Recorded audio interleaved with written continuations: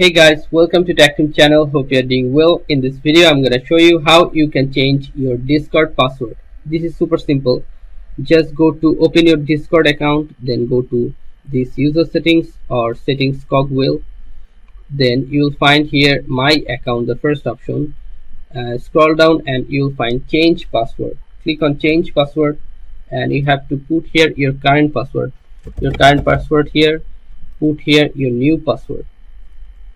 Put here new password, and you have to confirm that password what you have put in new password here. You can copy it.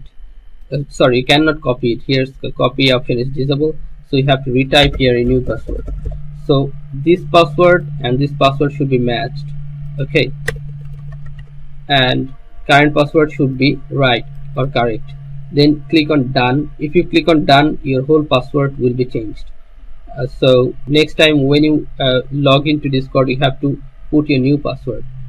So guys, this is how you can change your password in Discord. So guys, if you find this video helpful, then please give a thumbs up and don't forget to subscribe the channel. Thank you so much for watching the video.